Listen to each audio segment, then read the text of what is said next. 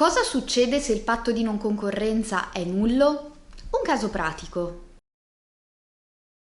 Del patto di non concorrenza del lavoratore dipendente e dei requisiti di legge per la sua validità abbiamo già parlato in altri precedenti video di cui vi lasciamo i link in descrizione. Nel video di oggi approfondiremo il tema della nullità del patto di non concorrenza e delle relative conseguenze attraverso la descrizione di un caso pratico.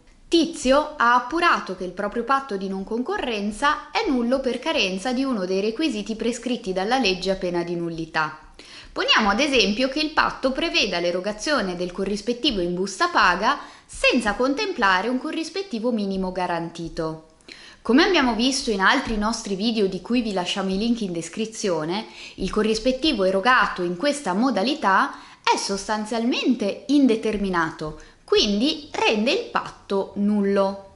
Tizio decide allora di dimettersi dal proprio attuale lavoro e di andare a lavorare per una società concorrente, sebbene in evidente violazione del patto sul presupposto che il patto stesso sia nullo.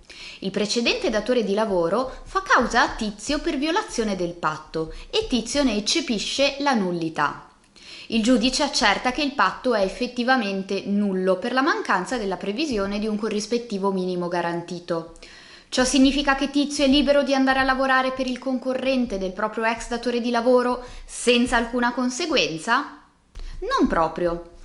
Se si invoca la nullità del patto di non concorrenza per carenza dei requisiti essenziali di legge, allora il corrispettivo ricevuto da Tizio in busta paga a titolo di compenso del patto di non concorrenza dovrà essere integralmente restituito all'ex datore di lavoro, circostanza che può rivelarsi piuttosto gravosa se il corrispettivo accumulato negli anni ha raggiunto un ammontare significativo. In altre parole, se il patto è nullo e il relativo vincolo cade, Tizio non ha più alcun titolo per trattenere le somme ricevute a titolo di corrispettivo del patto, quindi dovrà restituirle al datore di lavoro.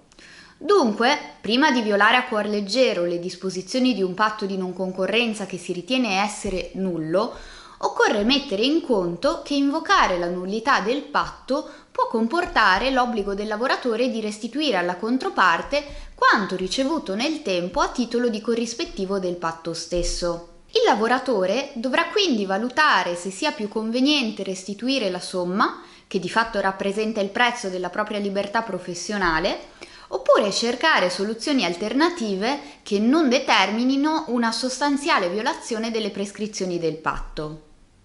Iscrivetevi al nostro canale YouTube, abbiamo un'intera sezione dedicata al diritto commerciale. Per maggiori informazioni visitate il nostro sito e seguiteci sui social media.